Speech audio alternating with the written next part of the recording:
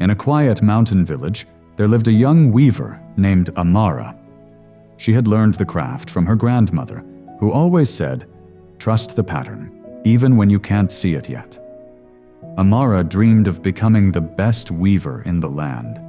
She worked hard every day, creating beautiful cloth that people came from far away to buy. Life was good, and she felt blessed. Then, one day, disaster struck. A fire swept through her workshop. All her looms, her threads, her finished work, everything turned to ash. Amara stood in the ruins and cried. "Why would God let this happen?" she asked the sky. "I worked so hard. I hurt no one. Why me?" Her grandmother, now very old, came to comfort her. "My child, you're looking at the back of the tapestry. It looks messy and confusing, but God sees the front. Trust the pattern." But Amara was too heartbroken to listen. With no money to rebuild, she had to leave her village and find work elsewhere. She traveled to the city, angry and confused. "My whole life is ruined," she thought. "What kind of plan is this?" In the city, she found work at a fabric merchant's shop. It wasn't weaving, just folding and selling cloth made by others. Amara felt like her talent was wasted. Every day she grew more bitter. "This isn't what I meant to do," she complained to the merchant. The merchant, a kind old man named Eli, simply said, "Maybe you're exactly where you need to be." Amara didn't believe him. One afternoon, a woman came into the shop. She was clearly wealthy, dressed in fine clothes. She looked at the fabrics but seemed unsatisfied. "Do you have anything special?" the woman asked. "I need fabric for my daughter's wedding, but everything looks the same."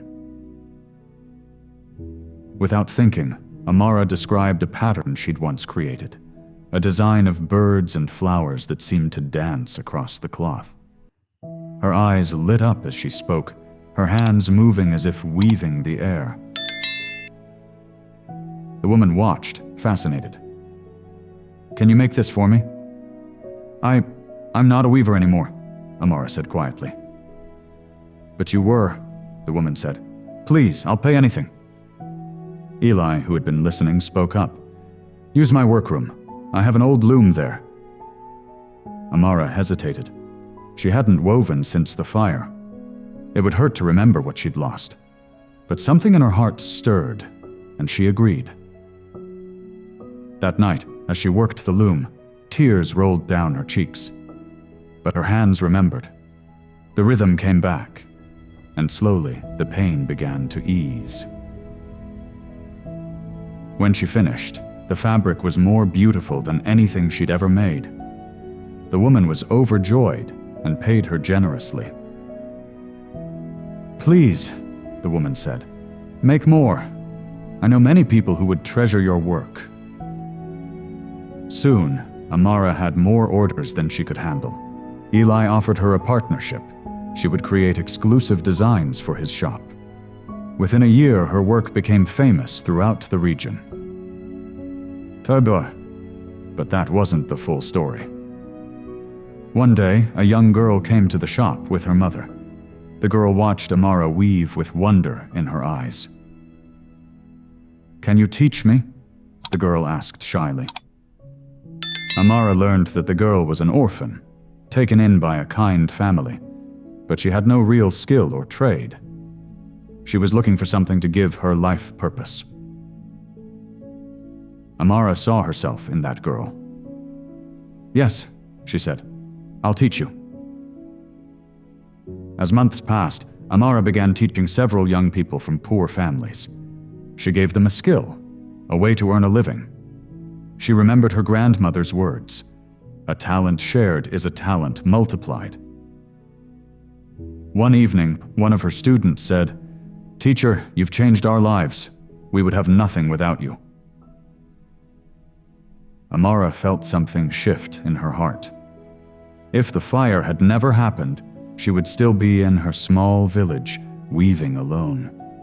she never would have come to the city, never would have met Eli, never would have found these students who needed her. She thought of all the things that had seemed like disasters: losing her workshop, having to leave home, working a job she thought was beneath her. Each thing she had hated had led her exactly where she needed to be. Years passed. Amara became known not just as a master weaver, but as a teacher who gave opportunities to those who had none. Her workshop trained hundreds of young people. Then, one day, news came from her village. They wanted to honor her with a celebration. When she returned, she barely recognized the place. It had grown and prospered. The village elder explained, "After the fire, we realized how much we'd relied on just one weaver. So we built a weaving school. We trained many people. Now our village is known for textiles throughout the land. Your loss became our blessing." Amara stood there, amazed. Even her greatest pain had planted seeds she never knew about. Her grandmother, now very frail, took her hand. "Do you see the front of the tapestry now?" Amara nodded, tears in her eyes. "I see it, grandmother." But Amara's understanding grew even deeper one day when she met an old sailor in the marketplace. He told her his story. 20 years ago, I was supposed to sail on a ship to distant lands. The day before departure, I broke my leg. I was furious. That voyage was my big chance. But the ship never returned. It sank in a storm. Everyone aboard died. My broken leg saved my life." He continued, "For years, I wondered why I lived when my friends didn't. Then I realized I started a family, raised 3 children, and now I have grandchildren. None of them would exist if I'd been on that ship. God's plan was bigger than my plan." Amara understood. Sometimes what feels like a closed door is actually protection. Sometimes a detour is the real path. As Amara grew older, young people often came to her when they faced troubles. She would tell them, "When something bad happens, you can't always see why. It's like being in the middle of a storm. All you see is rain and darkness. But storms pass, and sometimes they water seeds you didn't know were planted." She would add, "Don't spend so much energy asking why me, that you miss the what now. God may close one door, but look around, there are usually windows opening." One young man came to her in despair. "I studied for years to become a doctor, but I failed my final exam. I failed. My dream is dead."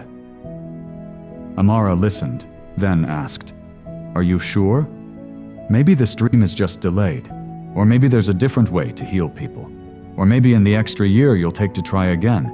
You'll meet someone important, or learn something crucial, or develop compassion you didn't have before." She paused, then added, "Or maybe you'll discover you were meant for something entirely different.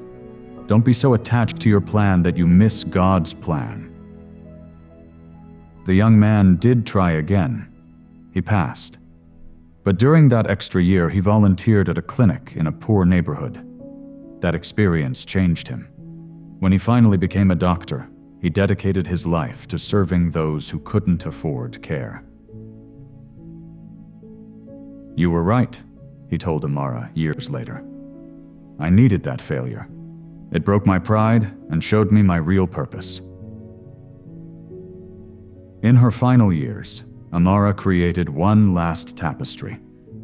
It was the story of her life, woven in thread and color. At first glance, it showed beauty, but she added something unusual. She left the back partially visible, showing all the messy threads, the knots, the loose ends. "This is how we see our lives while we're living them," she would explain to visitors. "Messy, confusing, full of knots. But look at the front. Every knot had a purpose. Every dark thread makes the bright ones shine. Every seeming mistake is part of the design." People would stand before it, quiet and thoughtful. One woman whispered, "I lost my husband last year. I've been so angry at God. But looking at this, maybe I just can't see the front yet." Amara took her hand. Maybe. Or maybe the pain is just pain, and grief is just grief, and it's okay to feel it.